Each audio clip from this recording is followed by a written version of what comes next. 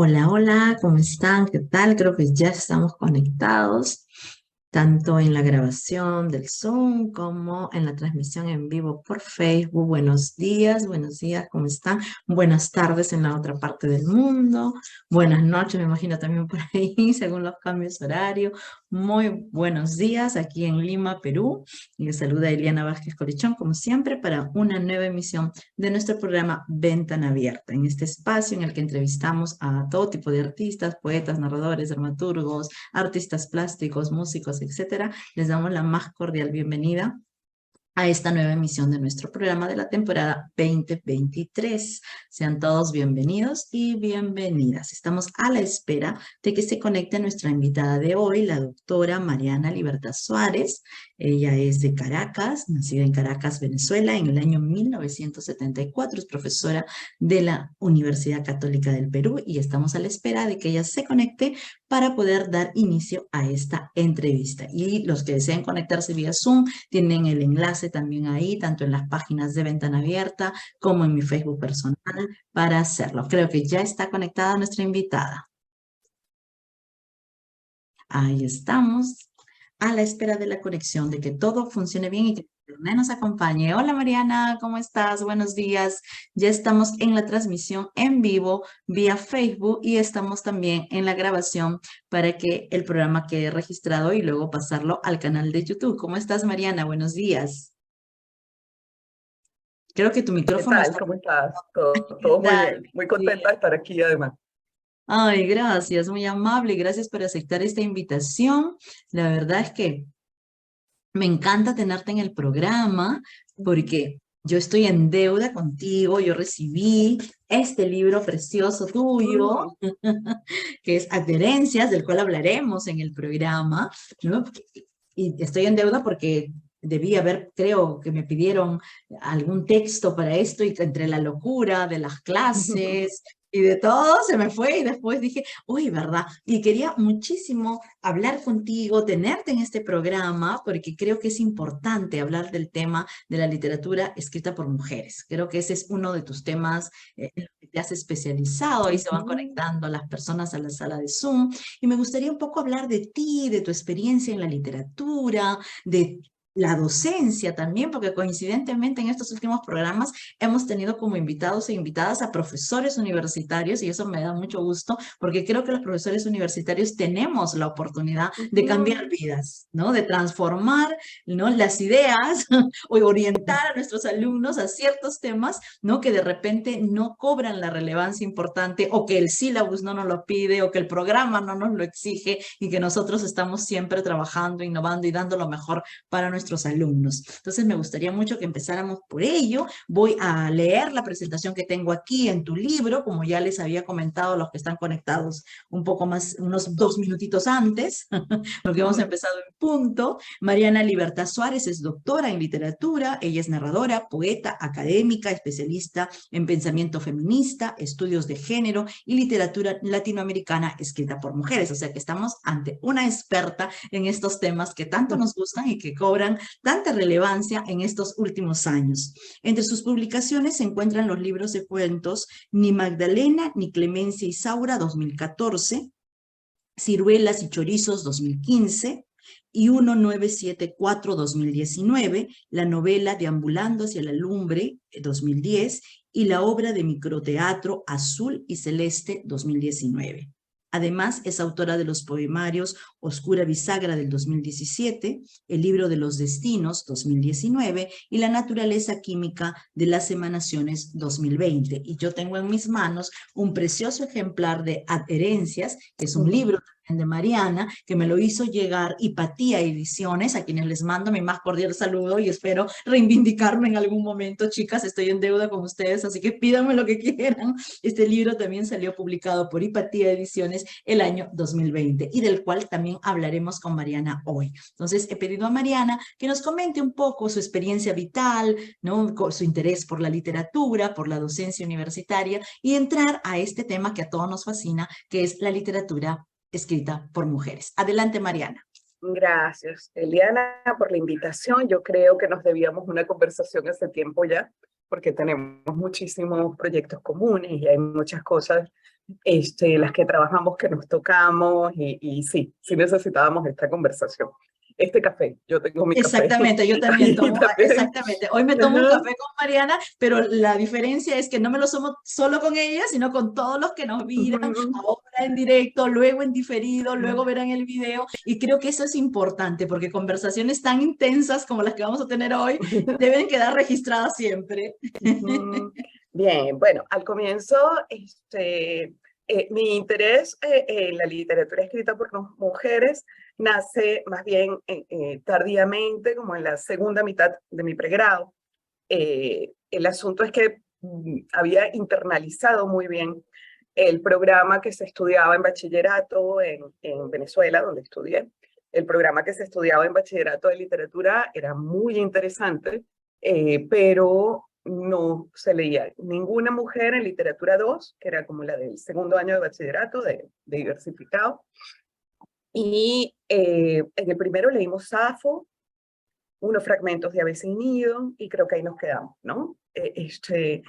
Y siempre estaba la sensación. Ahora, en Venezuela, cuando yo crecí allá, se estaban haciendo varios proyectos latinoamericanistas, como la Biblioteca Ayacucho, Monte Ávila Editores, Latinoamericana.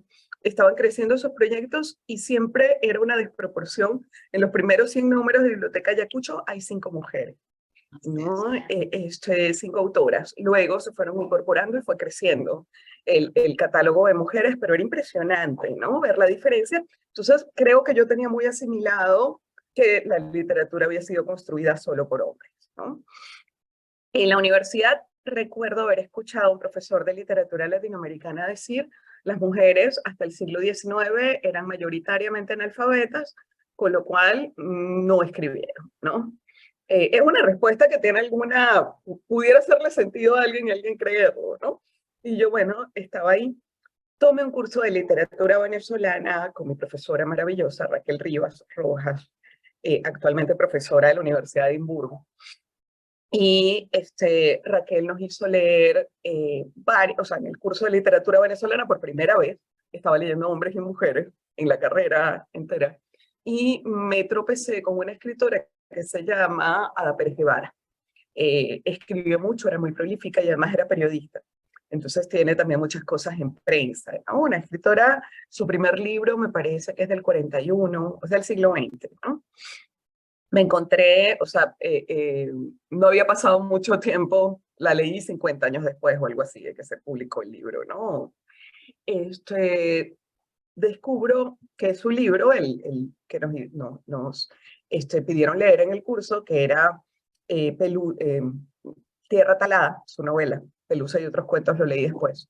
Descubrí que Tierra Talada había sido publicada por un sello venezolano que se llamaba Biblioteca Femenina Venezolana.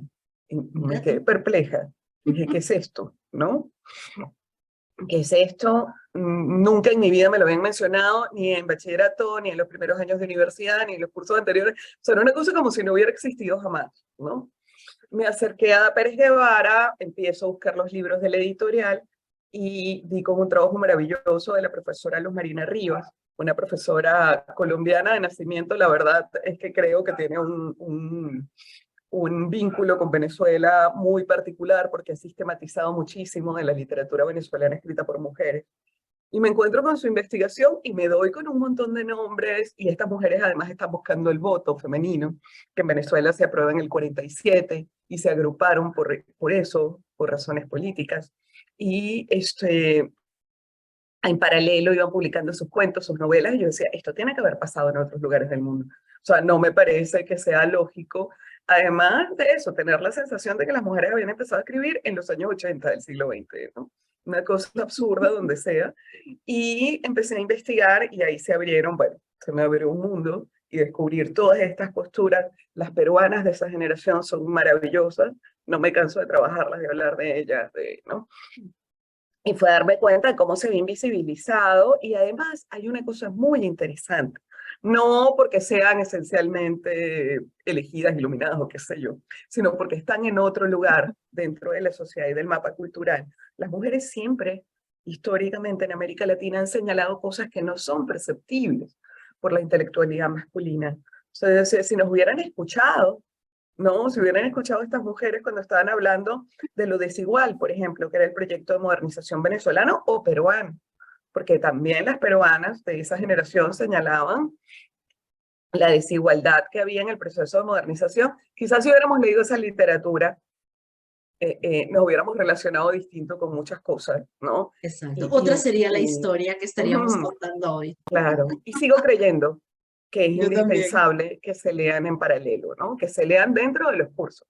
No que alguien tenga que buscar en no sé dónde, o sea, tiene que buscar en cursos que, bueno, yo dicto algunos cursos por mi cuenta, ¿no?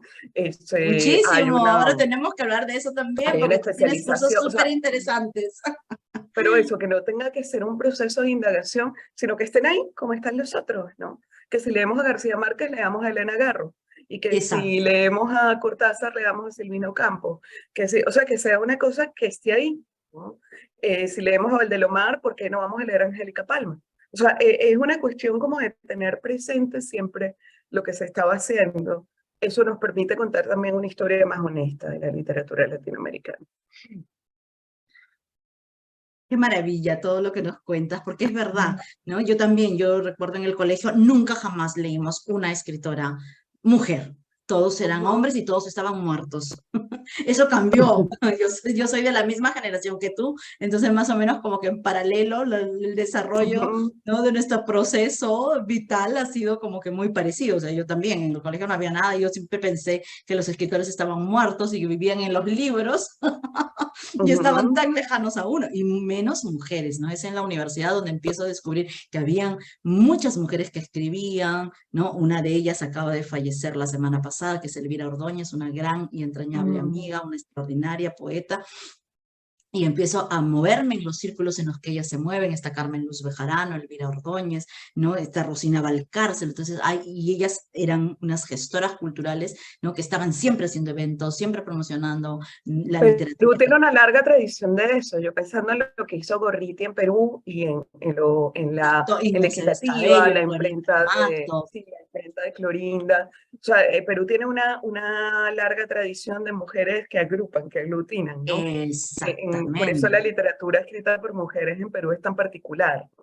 Exacto, ¿no? Hay una diferencia entre, en los procesos, ¿no? Desde el siglo XIX, con Mercedes Cabello, Clorinda Mato, la acogida que tienen en algún momento de su vida por Palma, que hace estos cafés literarios y que se reúnen. Entonces van como que las mujeres entrando al círculo de los varones, de alguna manera, en el siglo XIX, con estas dos grandes escritoras nuestras como son Mercedes Cabello y Clorinda Mato de Turner, ¿no? Pero luego viene el siglo XX y también vamos viendo que hay mujeres que están siempre impulsando eventos. Está la ANEA, ¿no? En esos momentos en los que Elvira está haciendo la gestión cultural, en la que Elvira reúne a todos los críticos literarios de ese momento, ¿no? Creo que uno de los que todavía, que era un joven en ese momento y que ahora es una persona muy representativa nuestra, es el doctor Manuel Pantigoso, que está participando junto con ellas, ¿no? O sea, con Carmen Luz, con Ujú. Elvira, o sea, son poetas, una de la generación del 50, la otra del 60, o de los denominados años 50, años 60, si lo quieren ver así,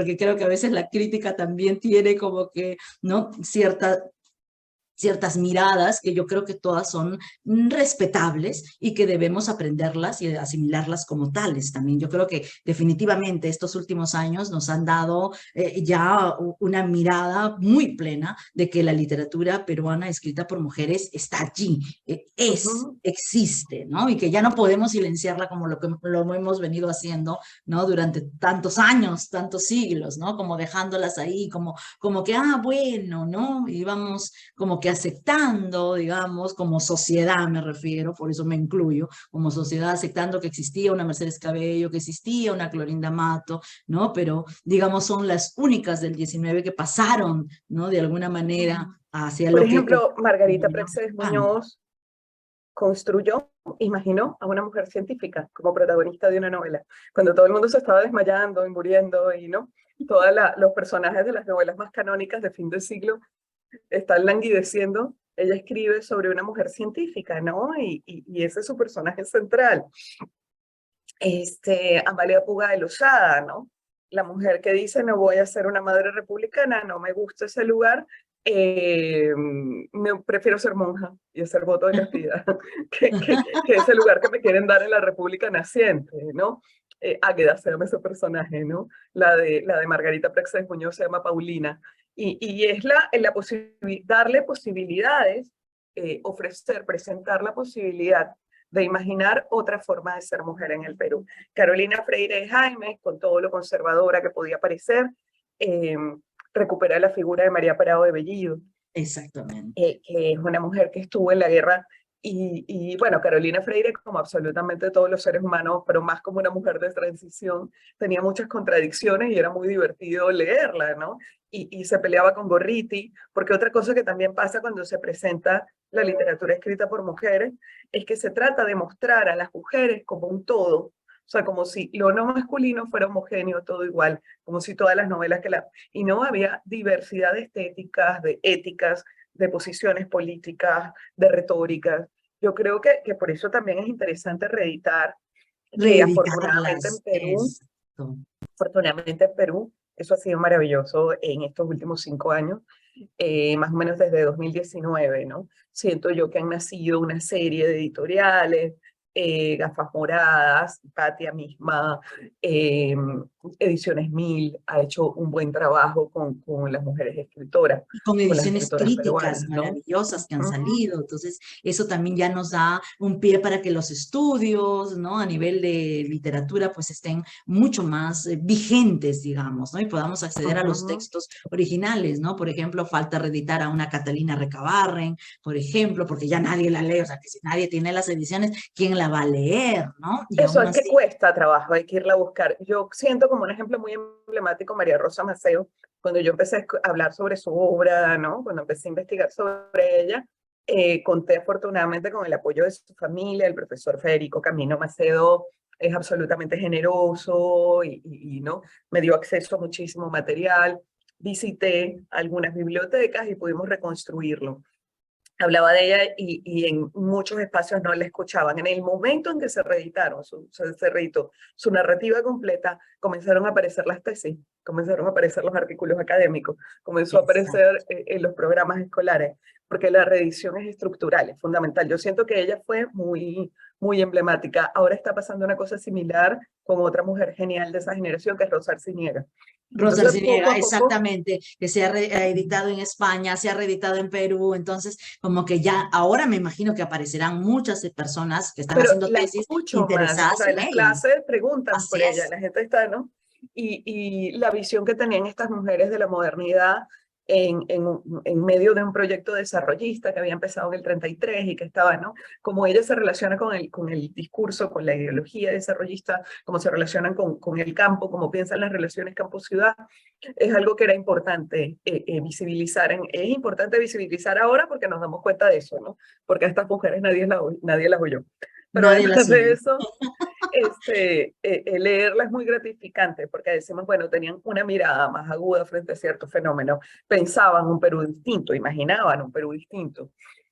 Y de verdad Querían que un son Perú estupendas, diferente, como creo que que lo todas querían. nosotras hoy en este momento queremos Ujú. dejarles a nuestros hijos, a nuestros nietos, un Perú Entonces, diferente, yo ¿no? creo que la reedición es una clave fundamental y las ediciones críticas mucho más. Me gustan las antologías de autoras, me gusta, o sea, yo creo que es la manera de nuevamente voltear la mirada, ¿no? Y tratar de pensarlas y revisarlas. Exactamente. Mariana, ahora quiero que vayamos un poco hacia tu propia obra. Cuéntanos un poco esa trayectoria tuya en la literatura, porque tú has escrito todos los géneros. Entonces me Yo gustaría llegué mucho. tarde a la ficción. Sí, no, mi primer texto, mi primer libro de ficción apareció cuando ya tenía años escribiendo escritura académica, ¿no? Creo que nos pasa cuando nos dedicamos, cuando nuestro trabajo es leer y revisar, como que nos da un poquito de angustia publicar creaciones. Y bueno, la verdad que no lo tenía pensado, fue una cuestión meramente circunstancial, muy marcada por un proceso migratorio, por un cambio de vida, y yo dije, bueno, quiero sí hablar de esto en público, porque escribir para nosotros, bueno, es algo que creo que muchas o casi todas hacemos, pero dije, quiero que esto circule y quiero inscribir en el debate público, en lo simbólico, en el espacio simbólico, esta experiencia que está viviendo tanta gente, ¿no? Y bueno, fue cuando me animé a empezar a publicar estos textos, ¿no? Mi primer libro es precisamente esta investigación, la tesis sobre la Biblioteca Femenina Venezolana. Se llama Criaturas que no pueden ser. Eh, Tomo la imagen de una canción en la que dice: soy tan pequeño que me escurro ágil y tan fugaz que si me alcanza a ver, creen que el sol, que creen que sin sol la realidad es frágil, que hay criaturas que no pueden ser. Y me pareció que la imagen era tal cual lo que les estaba ocurriendo a las mujeres venezolanas, escritoras. Después me di cuenta que era un fenómeno que se extendía a toda la región. Están ahí y aparecen en prensa y se habla de ellas y se publicaban y tenían recepción crítica, pero tenemos la sensación de que no estaba porque no entraron nunca ni a los programas escolares, ni a los programas universitarios, ¿no? Entonces, bueno, me parecía eso, que estaban como muy presentes. Fue la primera investigación, tengo un segundo libro sobre autoescrituras. Ahora, de hecho, estoy trabajando con biografías. Este asunto de la autorrepresentación es una cosa que me interesa mucho, de la representación a través de, ¿no? Del darse voz, de adquirir corporalidad, o sea, las identidades que nacen en las narraciones me interesan mucho. Y apareció ese libro que lo quiero muchísimo, que se llama Sin cadenas ni misterios, porque me permitió ver cómo en distintos momentos de la historia venezolana estaban, ¿no? Luego venía mi libro de literatura peruana, el primero, Déjame que me cuente, intelectuales limeñas en el Perú de los 40. Trabajo con 3 escritoras que quiero que se reediten de estas, ¿no? Que son Mercedes Holguín, Hortensia Luna de la Puente y Elida McParlin, que al igual que Cota Carballo, siempre se ha leído en clave infantil, ¿no? E hicieron aportes maravillosos al debate literario. No es que la literatura infantil no tenga su valor y su, ¿no? Por supuesto que es un género maravilloso, me encanta escribir y leer literatura infantil, pero ellas no solo escribieron eso. Y se han inscrito sí en el canon, Elida McParlin y Cota Carballo, a partir de nada más eso, ¿no? Entonces, bueno, pongo en diálogo 3 novelas, me gustó mucho conocer a las autoras, lo que decían sobre la ciudad, sobre Lima, sobre el crecimiento urbano en los años 40, y las 3 novelas fueron reseñadas y 2 de las 3 premiadas. Y bueno, luego desaparecen, ¿no? Se borran, Claro. es una cosa como Pues automática. la borraron del mapa como hicieron con muchas. A partir de ahí se vino el proceso migratorio. Bueno, aparece mi primer trabajo sobre el género biográfico, que es La loca inconfirmable, donde hay 5 autoras que escriben la vida de Manuela Sáenz, eh, Emeline Lemer, que es haitiana, era haitiana, una maravilla de escritora ecuatoriana que es Raquel Verde Soto Romo Dávila, estaba una autora panameña que se llama Concha Peña, historiadora, ¿no? Concha Peña tiene textos estupendos, bellísimos también, y la venezolana Olga Briceño, que es, si ustedes piensan en gente atrevida, usada, que hablaba de cosas en que no. Sí, no, es una cosa que es una mujer, y logró cierta centralidad en el campo literario español. Ella vivió en España al mismo tiempo que Rosa Arciniega. Ay, qué Y maravilla, o sea eran que debieron parte de ese haberse debate, conocido, y quizá.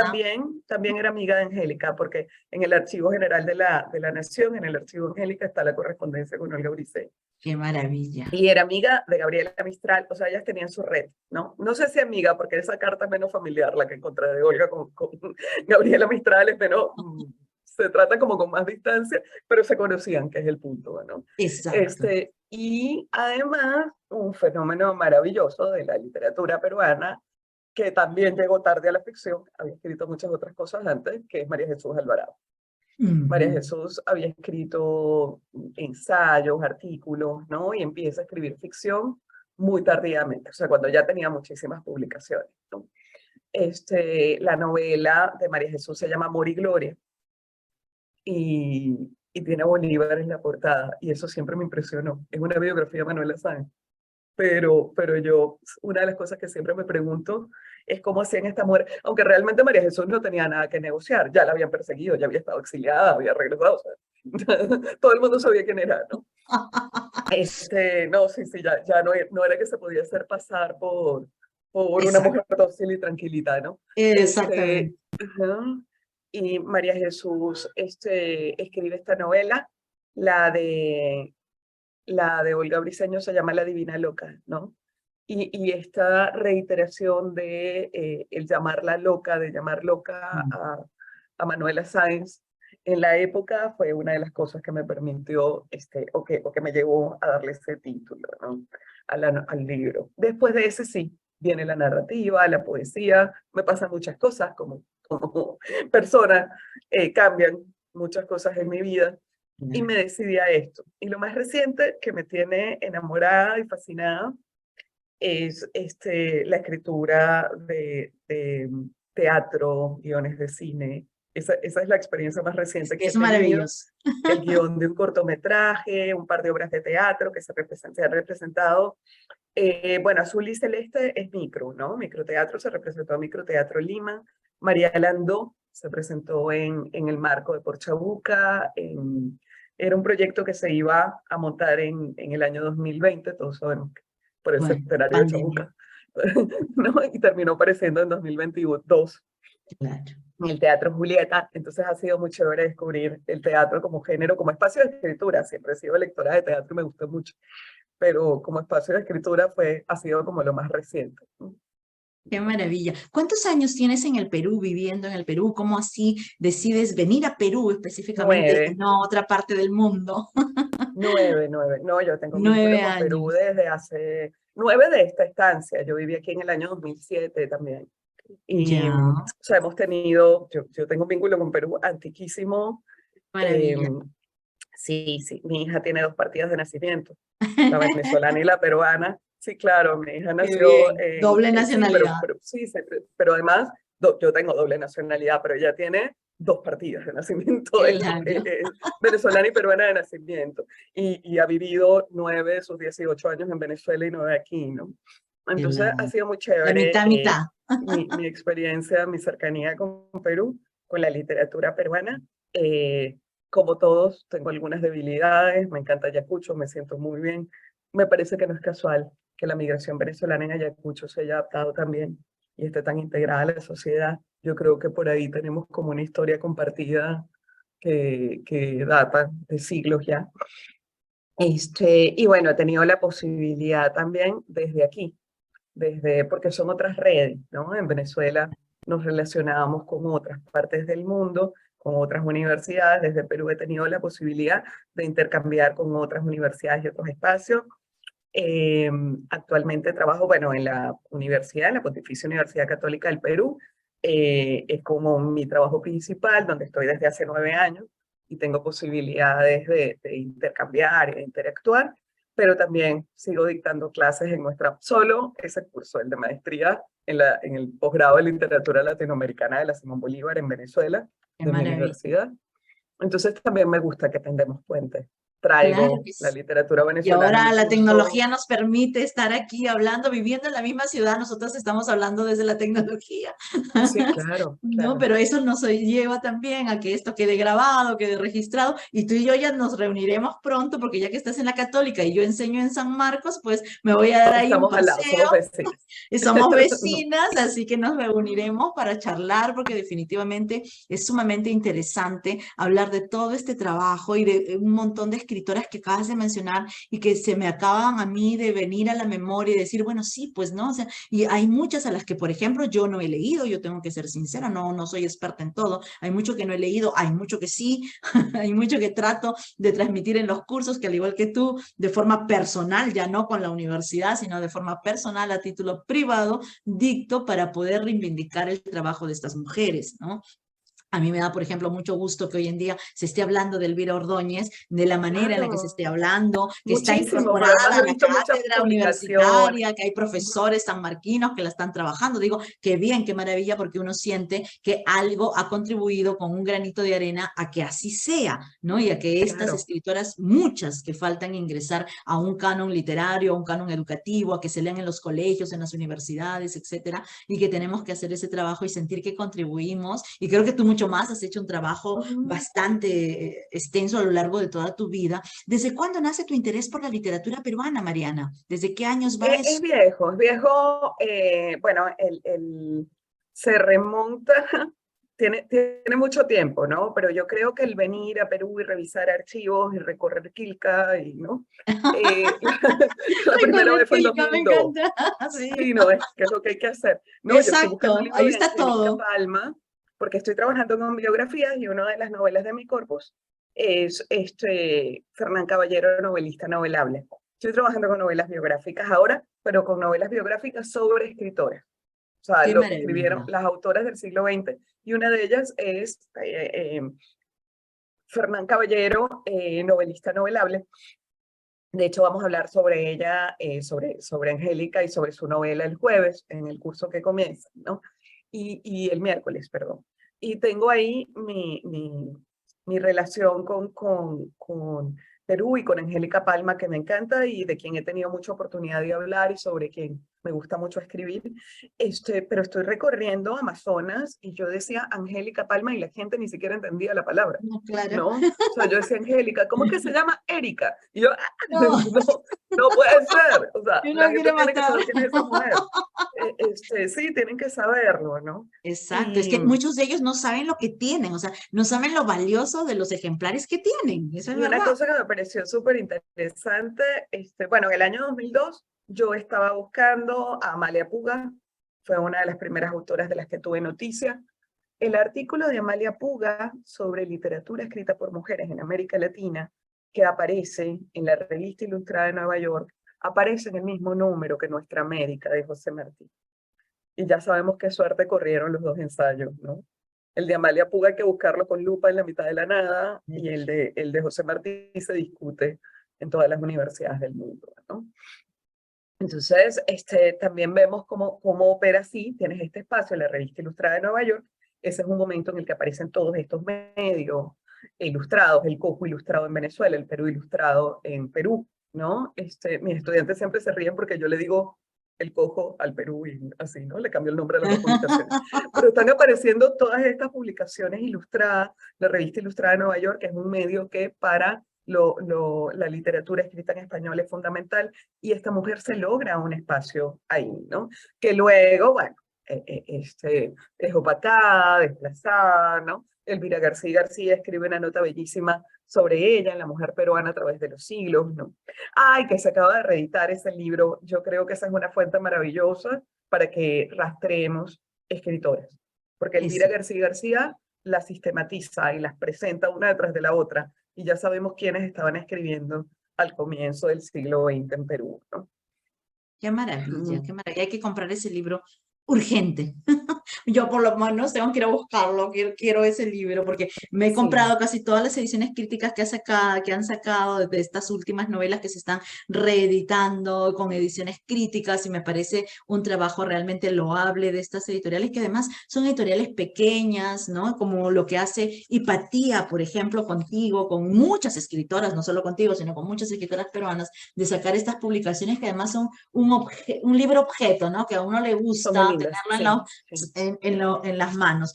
Me gustaría un poco hablar de tu poesía, hablar un poco de este libro que yo tengo en las manos, de los poemas que tú quieras leernos y compartirnos esta mañana con todo el público que nos ve y que nos verá. Ujú. Vamos a Bueno, tu mundo poético, si deseas. Hipatia me dio la oportunidad de publicar este poemario. Lo quiero mucho, es un texto que quiero mucho, en el que intenté juntar, es un texto en el que intenté, un libro, un proyecto, en el que intenté juntar varias de las cosas que había escrito, obviamente, como soy lectora de mujeres escritoras, había muchas novelas en las que había muchas novelas y textos que me habían detonado, historias de vida, más que poemas, ¿no? Más que novelas, historias de vida que me habían detonado, escrituras, ¿no? Textos. Y en algún momento vi la convocatoria de Hipatia y dije, quiero juntar esto, trabajarlo como poemario, me ayudó mi amiga María Gabriela Rosas, una poetisa, una poeta venezolana. El término poetisa me da mucha risa porque, bueno, se Sí, usaba efectivamente exactamente. y durante mucho tiempo, ¿no? Y para nosotros ahorita es motivo de chiste, ¿no? Pero es motivo de gracia, pero parece mentira que todavía hay quien pregunta, ¿no? Así, de Que hecho, si a ese es mí el siempre término me ha correcto o tocado. no, ¿no? Bueno, estuve con María Gabriela trabajando los textos. Ella tiene su taller de poesía que lo organiza Letralia, una publicación venezolana desde hace mucho tiempo. A, Le agradezco muchísimo a Gaby su apoyo y su lectura precisa. Y bueno, estuvimos armándolo luego con Claudia, Claudia Prieto, la editora de Hipatia, dándole forma, organizándolo, descartando, integrando, ¿no? Que es algo que cuesta siempre. Y bueno, allí vamos bien, ¿no? Hay una cosa que me parece... hay una cosa que me parece que es importante y es que yo no creo que la poesía deba ser explicada, ¿no? Una anécdota, Exacto, algo asociado a Hipatia. Sencillamente la poesía se lee y ya, ¿no? exactamente. Pero me Hay insistieron. hay un prólogo, perdóname que te interrumpa, pero no quiero que se me vaya la idea. Hay un prólogo que tiene este libro de Yanina Aurora, docente de literatura de la Universidad Nacional de La Plata, ¿no? Y yo quiero leerles así, muy cortitas, algunos Ujú, elementos que a mí me parecen muy importantes y que yo concuerdo muy bien con la lectura que ella ha hecho de este libro tuyo, ¿no? Ella dice a los inicios del prólogo: 20 mujeres, 20 luchas históricas toman cuerpo y voz a través de los poemas que componen A Herencia, que además tiene un subtítulo que me imagino ha generado, ¿no?, bastante comentario, que es ujú. Adherencias, subtítulo Tratado sobre la Mujer y tú, de Mariana Libertad Suárez. Esta obra, homenaje, nos advierte en primer lugar sobre la connotación otorgada en la cultura latina antigua al vocablo con el que se designaba al género femenino, ¿no? El sustantivo mulieris, asociado a cobardía y blandura. Y ahí me voy a detener para pasar a otra idea que ella desarrolla más adelante. Compren el libro de Mariana para que lean estas interesantes acotaciones. Está a la venta en nuestras amigas de Hipatia Editores. Ella dice más adelante en este mismo prólogo: a herencia remite a figuras históricas reconocibles como mujeres cuyas acciones políticas han sido significativas para el feminismo. ¿Cómo funciona el discurso poético entramado con la narrativa sociohistórica? La historia no agota el sentido del poema. La poesía es un tipo de discurso que trasciende el tiempo lineal, no se somete a las leyes del cronos. Y yo concuerdo plenamente con esa idea. Y voy a terminar con una última acotación que yo quiero hacer de este prólogo de Yanina Aurora, que dice, casi al final del prólogo: las mujeres invocadas en adherencias, cabalgan interrumpidamente para interpelarnos sobre nuestra propia inscripción como sujetas históricas generizadas. Me encantan estos conceptos que esta autora plantea en el prólogo de tu libro, porque sí, a lo largo de tu libro uno puede transitar todos esos caminos maravillosos que has creado y que nos has comentado cómo se organizan, ¿no? Continúa, por favor, perdóname la interrupción. No, me encanta que lo leas y bueno, tener a Aurora presente que por ahí seguro nos está escuchando, tener a Aurora presente, es una gran poeta argentina. Ver que ella tuvo la generosidad de leer mi texto inédito también. Y me gusta mucho lo que pasó con este poemario, porque fue leído primero por Aurora y por Gaby, que son mis amigas, además de grandes poetas, y luego ellos acompañaron la escritura y fue editada por la gente de Hipatia y creo que eso es algo muy, para mí es muy valioso, ¿no? Y me recuerda estas movidas que hablaba de la Biblioteca Femenina Venezolana, de cómo se leían y se recibían unas a las otras, de la equitativa, el proyecto de Clorinda, ¿no? Me parece que estamos como de algún modo propiciando entre nosotras la lectura y leyéndonos unas a las otras, ¿no? Bien, comentaba que siento que la poesía no debe ser explicada, no me gusta hacerlo, pero me convencieron, me convencieron Claudia e Irina de Hipatia de colocar al final, de incluir dentro del poemario una pequeña reseña sobre quiénes son las mujeres homenajeadas, ¿no? Así Y es, me y yo creo que es decían, muy acertada la idea, ¿eh? A mí me sí, ayudó te gustó. muchísimo. Bueno, el argumento yo no quería porque yo decía explicar el poema, ¿no? Y me dijeron, el argumento es que la gente se va a animar a buscar lo que ellas escribieron cuando vean Es, su nombre. Y me pareció muy interesante eso. O sea, yo dije sí, sí quiero que eso pase, ¿no? Y bueno, quería compartirles El arte de cazar. Este es un texto, un poema del poemario tratado sobre la mujeritud. Como bien dice Aurora, mujeritud era un insulto, así como virtud era un elogio. El ser hombre o el parecer hombre era algo muy positivo, el ser mujer era asociado con debilidad, ¿no? Actualmente hablamos de mujeres virtuosas, porque fue el término que permaneció. Claro, virtud permaneció como sinónimo de hacer las cosas muy bien, ¿no? Pero sabemos que podían las mujeres perfectamente, o sea, que el marcar el término mujer de esa manera, ¿no? Tenía pretensiones más allá de que me encante. Me gusta el término feminismo, que también nació como insulto, me gusta el término feminista, me gusta el término mujer, ¿no? Se resignificaron en el uso y eso me parece muy chévere, ¿no? así como Que dice además, Gioconda Belli, ¿no? Todos los días me despierto y agradezco mi sexo. bien, el arte de cazar está dedicado a Mary Wollstonecraft, feminista británica, que a quien llamaban, como ella solicitaba, que las mujeres se educaran a la par de los hombres, con el mismo sistema, su libro bellísimo, Vindicación de los Derechos de la Mujer, ella dice, bueno, es posible si realmente que las mujeres seamos más tontas, pero dame la oportunidad de demostrarlo. O sea, ¿cuál es el peligro real? Me metes en un salón de clases y qué va a pasar, ¿no? Hablaba permanentemente del acceso a la educación y de cómo la frivolidad femenina, porque siempre decían las mujeres son frívolas y no pueden, ¿no? En Inglaterra a fines del siglo XVIII,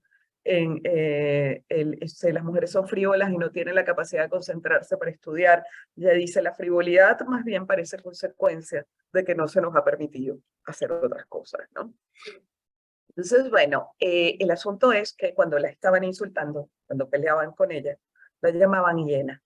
Durante mucho tiempo se creyó que las hienas eran, de hecho hay una fábula de Sopo que lo muestra, ¿no? Durante siglos se creyó que las hienas eran hermafroditas, ¿no? Entonces le dijeron hiena porque ella quería votar, porque quería estudiar, quería hacer cosas de hombre, ¿no?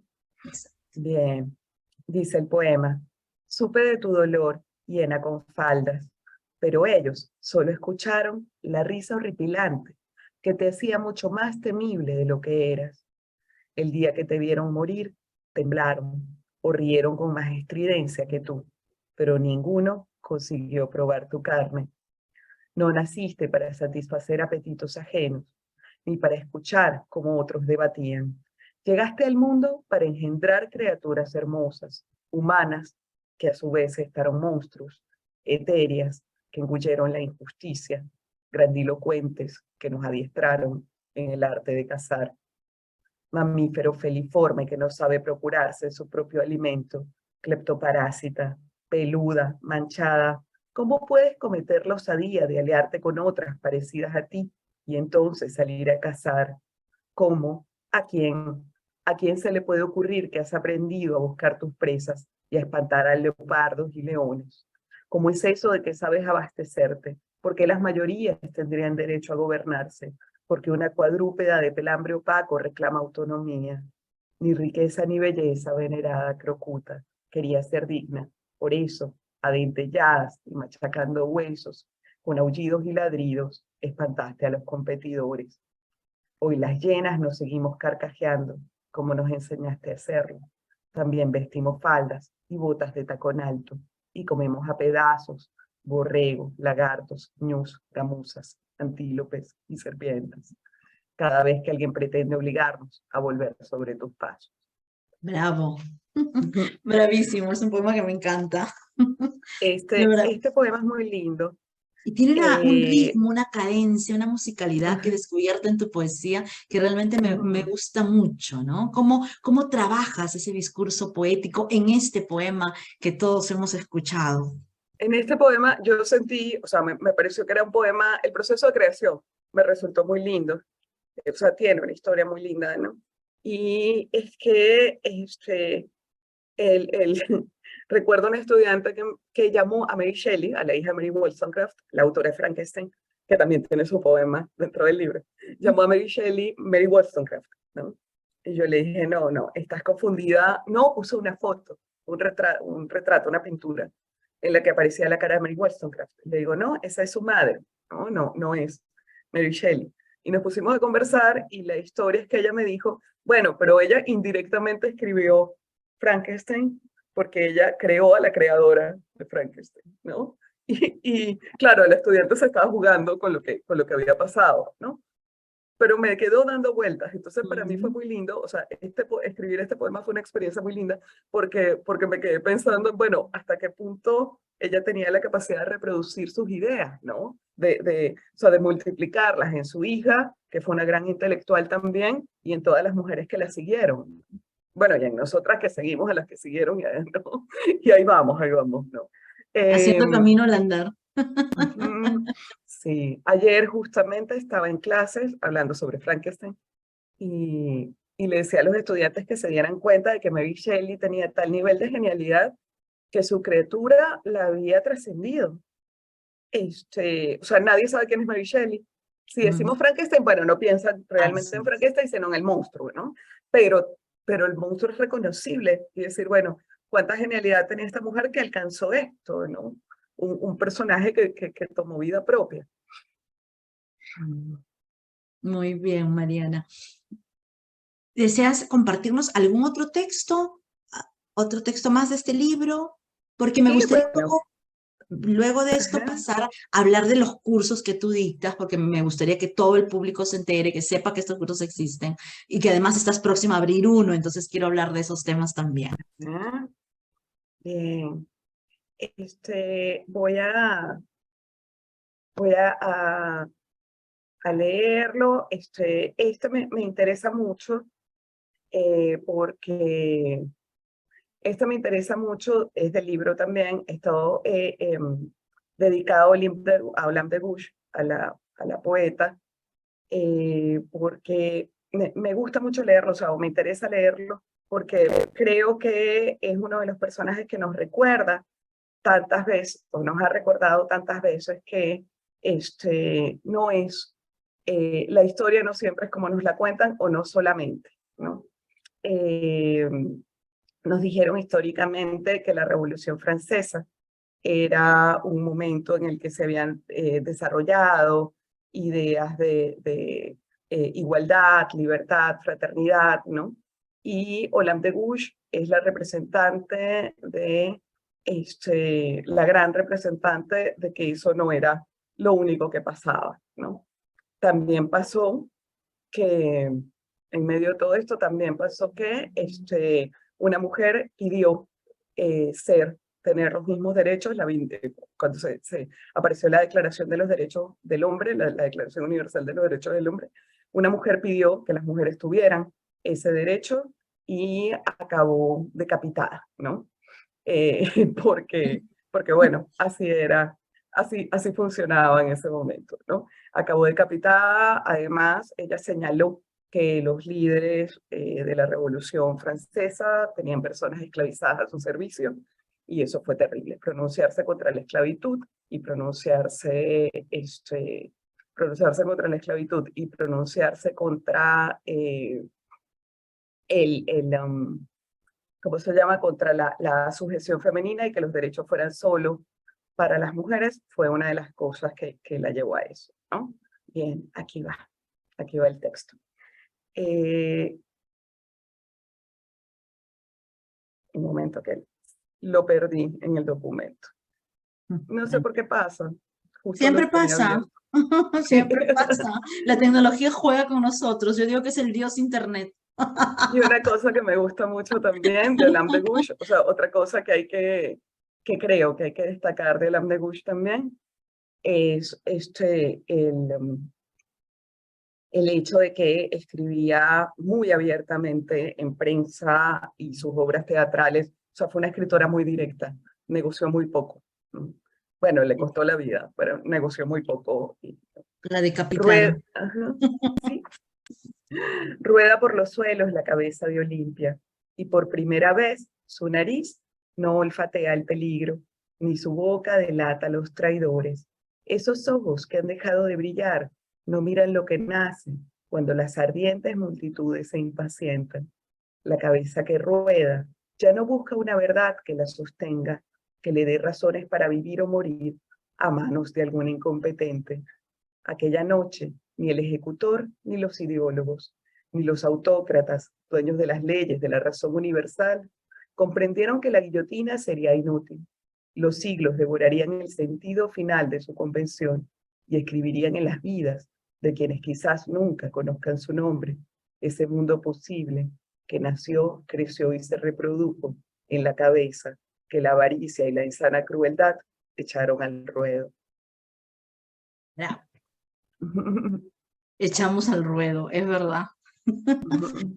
Qué simbólico, me encantan esos símbolos, esos elementos con los que vas manejando y con los que nos vas además hilvanando las historias, ¿no? Porque las historias son como, yo siento que las mujeres tenemos historias comunes, por más que no hablemos la misma lengua, que no vivamos en los mismos territorios, siento que hay algo que nos toma a todas, ¿no? Como una madeja que nos une a todas las mujeres a pesar del tiempo, a pesar de la historia, a pesar del espacio que habitemos, ¿no?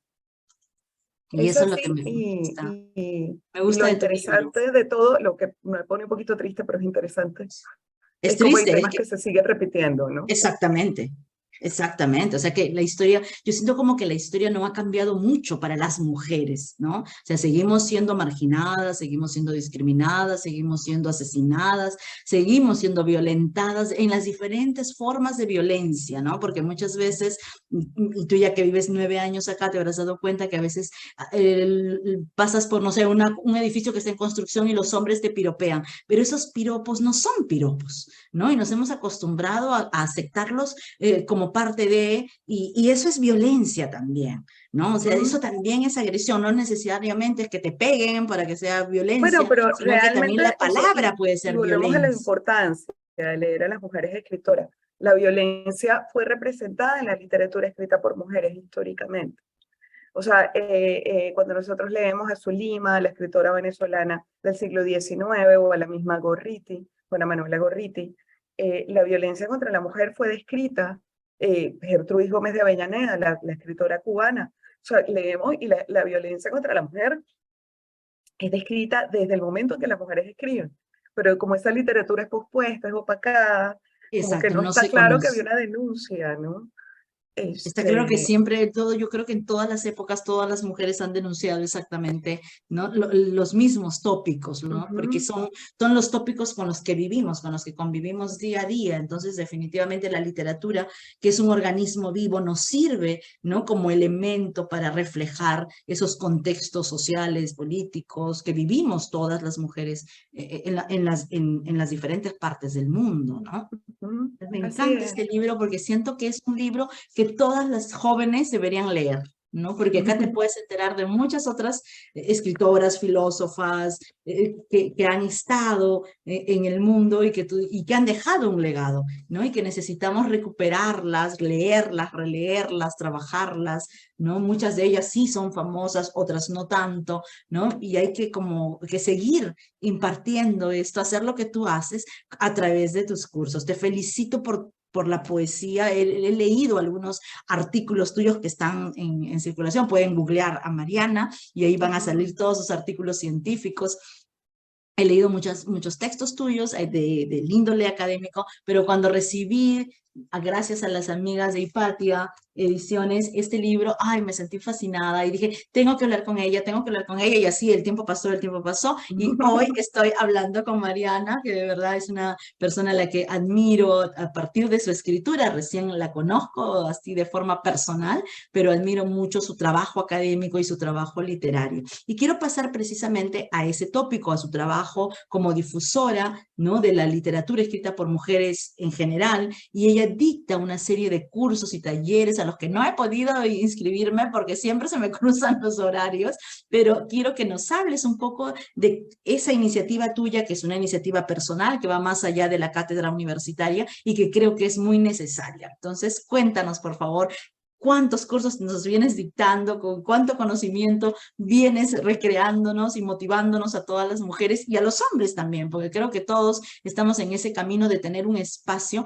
para investigar a todos los que estamos haciendo tesis, ya sea de licenciatura, de maestría, de doctorado. Necesitamos nuevos tópicos, ¿no? Para no repetir como siempre lo mismo y ya tener un amplio corpus, no sé, de escritores como Vargas Llosa, Ribeiro, y de ahí nos salimos y como que tenemos un campo tan interesante en la literatura escrita por mujeres en general, en Hispanoamérica, en el mundo entero, que podemos recorrer gracias a la guía de Mariana. Mariana, cuéntanos, por favor.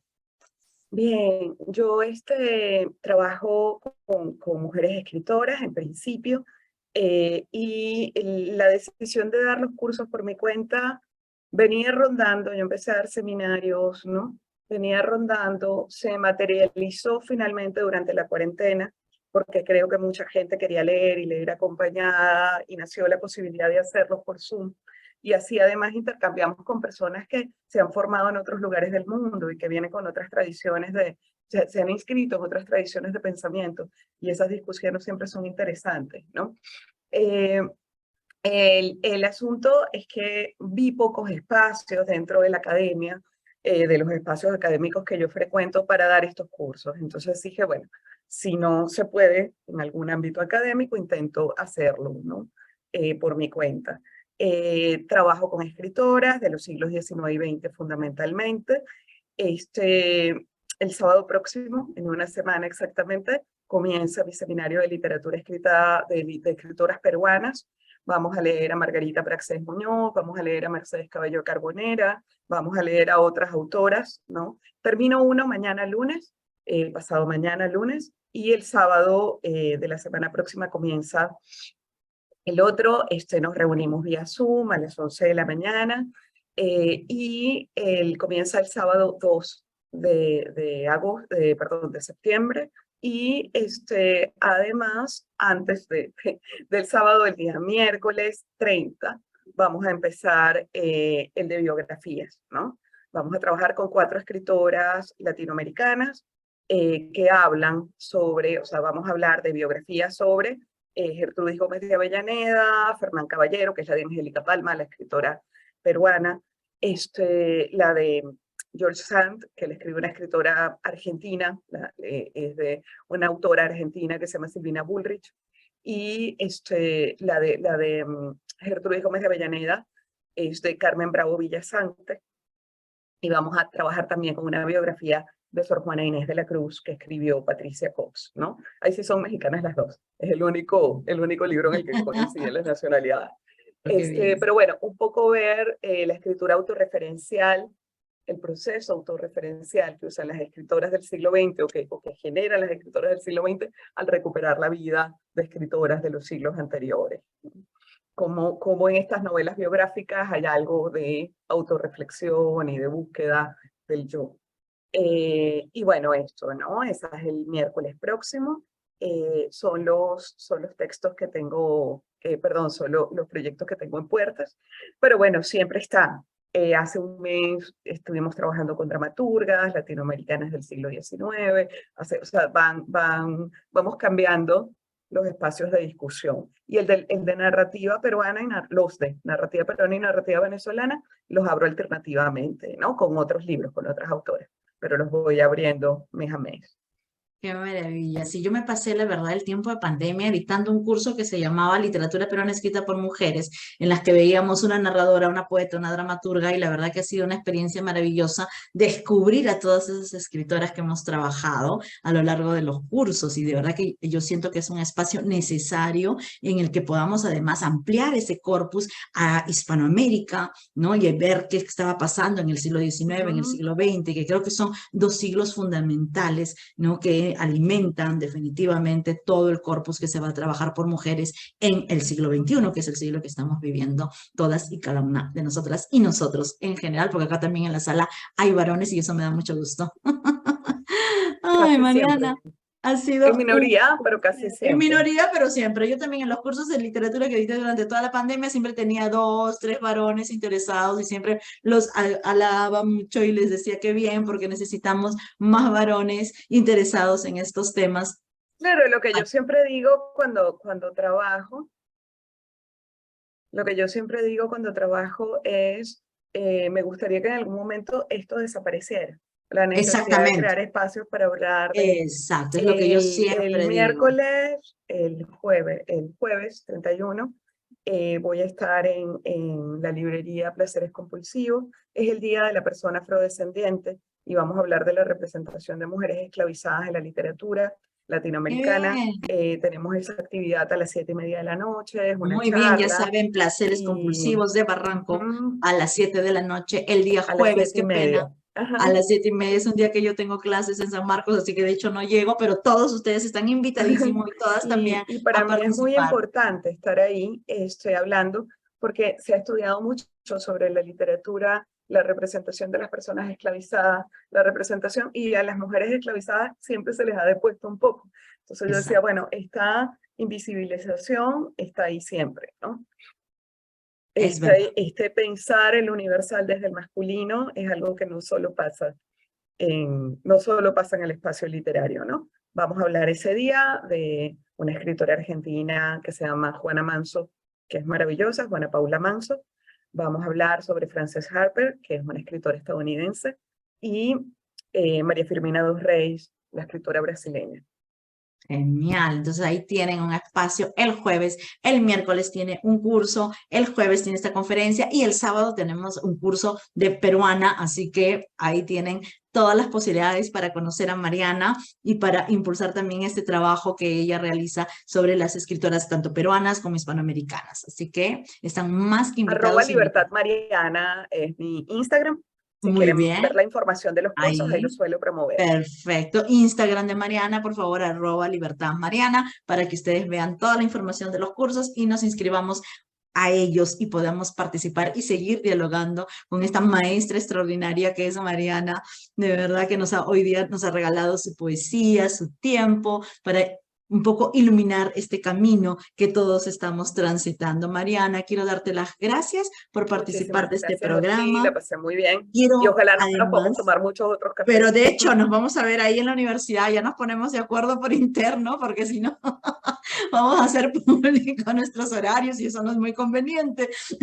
Pero nos vemos definitivamente en la Católica, te voy a ir a visitar. Quiero, antes de terminar el programa, abrir la sala de Zoom y ver a los que están en la transmisión en vivo en Facebook, si es que tienen alguna pregunta, alguna consulta, algún comentario que Ujú. quieran hacer a nuestra invitada, pues adelante. Los que están en sala de Zoom solo tienen que activar sus micrófonos y los que están en Facebook, yo voy a encargarme de leer sus comentarios o lo que hayan dejado. Sí, acá hay varios comentarios. Veo que hay comentarios en la transmisión en vivo de Marti Arauzo que dice extraordinaria invitada. Muy bien, muy interesante entrevista, nos dice Cecilia Ferrer.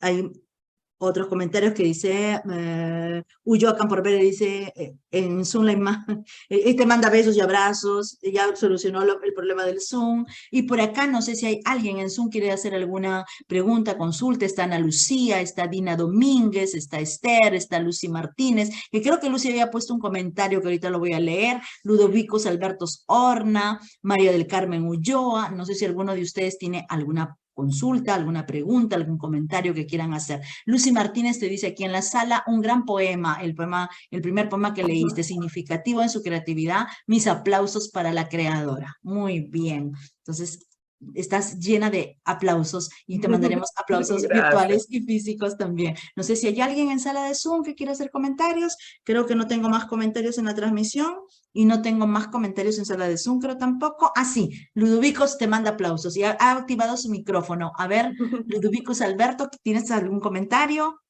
Muy buenos días, Elianita, y muy buenos días, Mariana. Un gusto conocerlas vía virtual.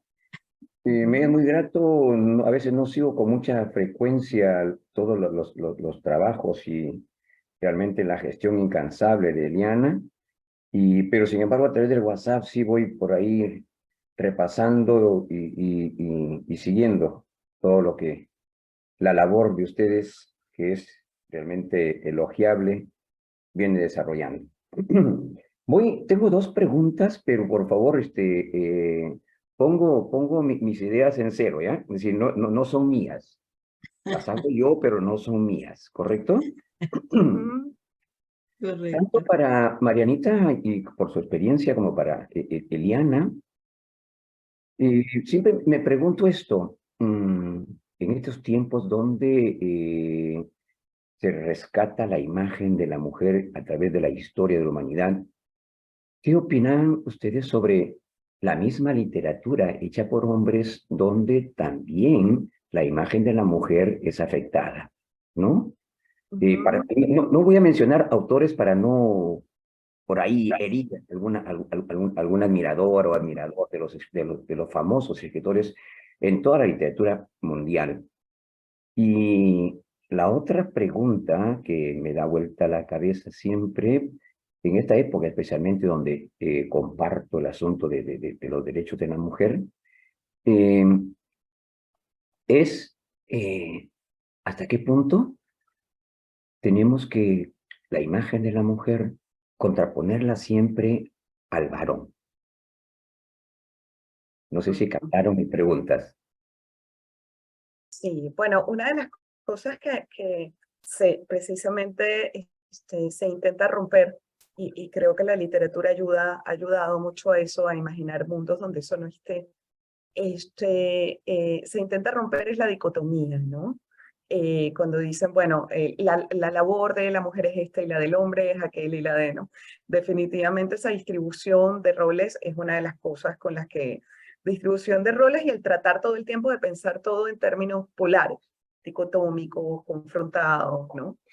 Si pensamos de una manera un poco más plural, definitivamente esta dicotomía va a cambiar, ¿no? Y el hecho de que leamos una cosa no implica que dejemos de leer otra, ¿no?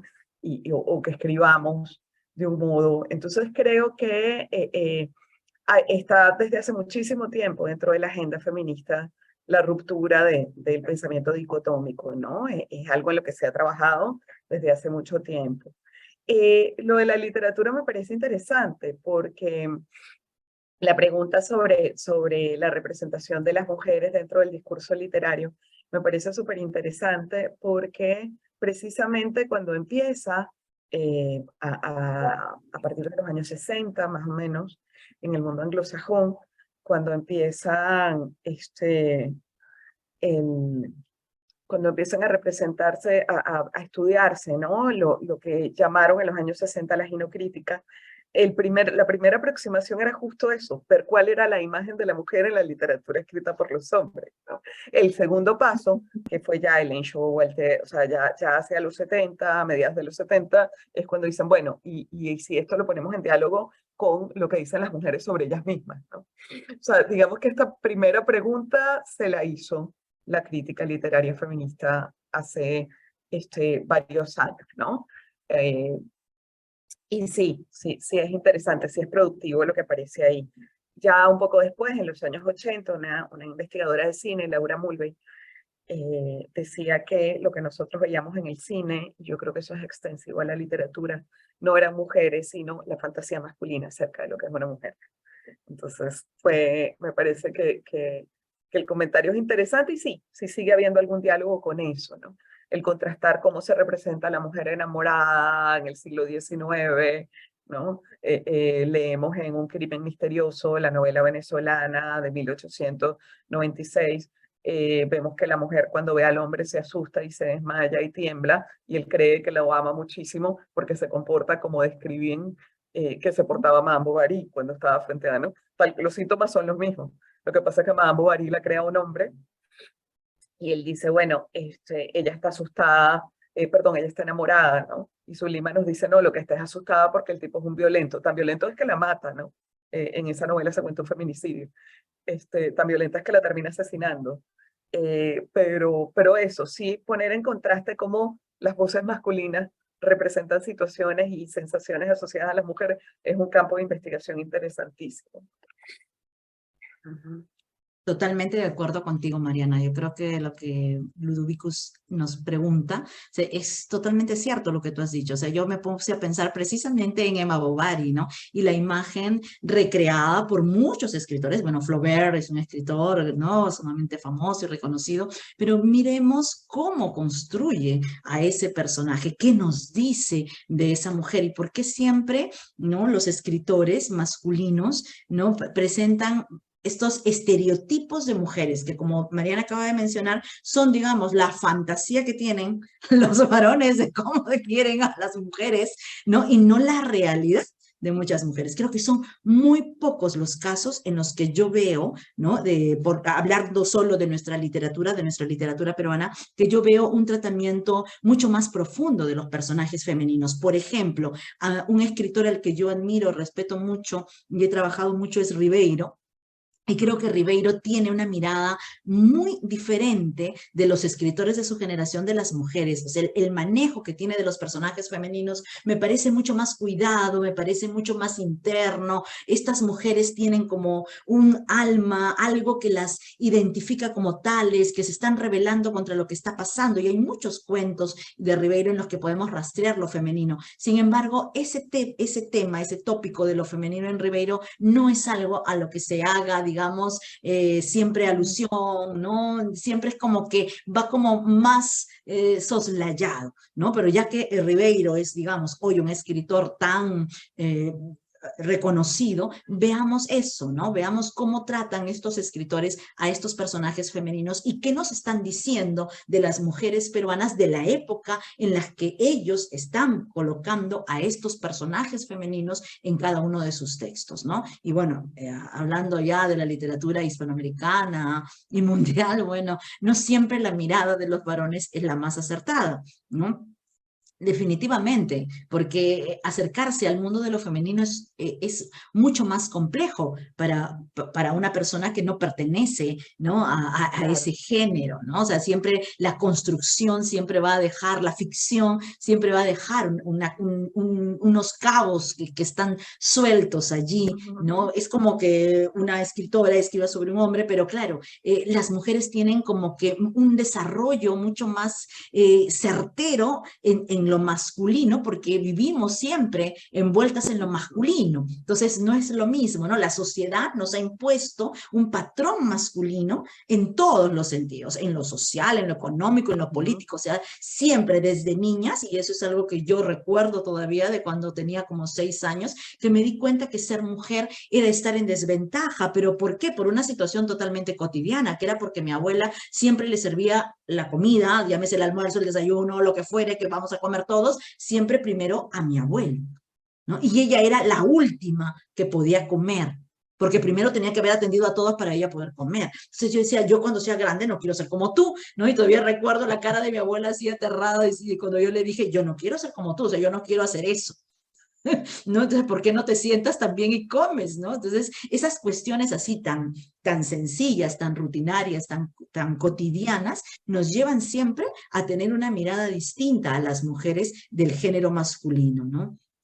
No pasa en el masculino, porque para el masculino todo ha sido siempre, ¿no? El primero en esto, el primero en esto, lo que dice papá se hace, ¿no? Él es la voz mandante y punto, y todos los demás nos callamos, ¿no? Entonces no olvidemos eso, ¿no? No olvidemos que como cultura peruana somos una cultura patriarcal, somos una cultura que siempre ha impuesto el machismo sobre las mujeres, entonces es algo que está allí, ¿no? No sé qué opina Mariana. ¿Tú Sí, qué y dices, Mariana? además de eso se asume como universal, ¿no? Exacto. Y yo creo que Se esas son las asume marcas. como universal lo que escribe, o sea, se dice, en Perú se empieza a hablar de la ciudad en los años 50. Las mujeres Exacto. tenían años hablando sobre la Hablando ciudad, de la ¿no? ciudad, O la exactamente. nueva novela histórica, la novela que cuestiona a las mujeres, perdón, que cuestiona a los grandes historiadores, empieza en los años 70. Las mujeres están escribiendo eso desde el siglo XIX. Entonces, Exacto. yo creo que también es importante también es importante que veamos cómo, es importante que veamos cómo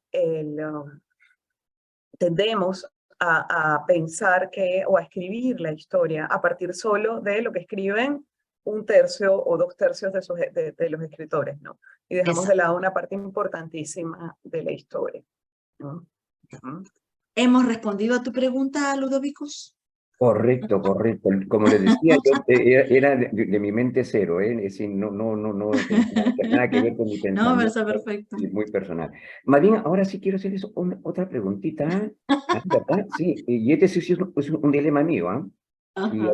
a veces me pasa que dejo de escribir porque realmente no estoy de acuerdo ni con lo que yo escribo y menos con la temática que escribo. Y es que la historia, no solamente de la literatura, sino de todas las artes, siempre está impregnada del dolor, del sufrimiento, de la muerte.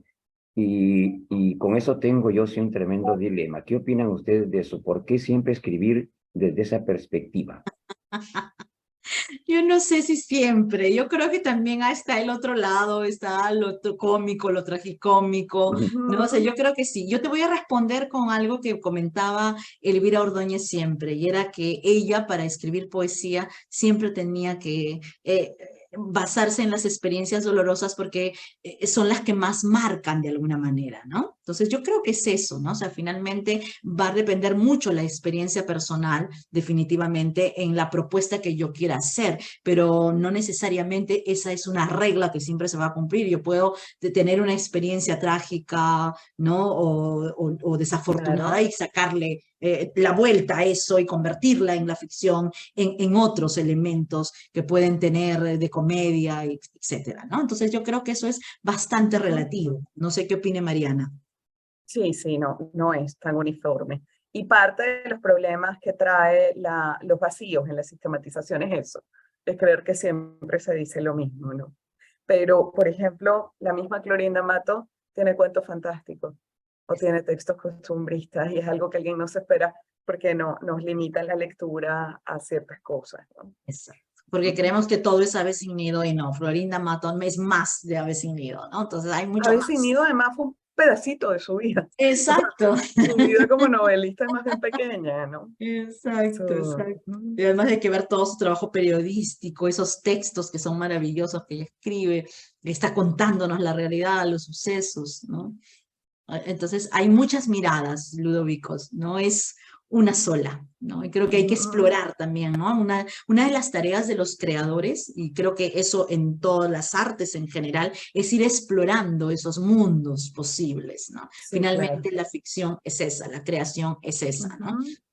Nos motivamos quizá, ¿no? Siempre digo yo que la inspiración es un 0,5% y el 95,5% restante es el trabajo, ¿no? Entonces Claro. ahí tienes que ver cómo, de qué manera, con qué estrategias, con qué técnicas cuentas, ¿no? O haces un poema, etcétera, y qué es lo que quieres contar finalmente, o cómo quieres tú, porque luego será la crítica y los lectores los que recepcionen el texto y de repente digan cosas que tú como creador nunca te imaginaste y dices, wow, qué maravilla, así se lee, así lo sienten, así lo ven, ¿no? Y eso también es cierto y también es una mirada posible, ¿no?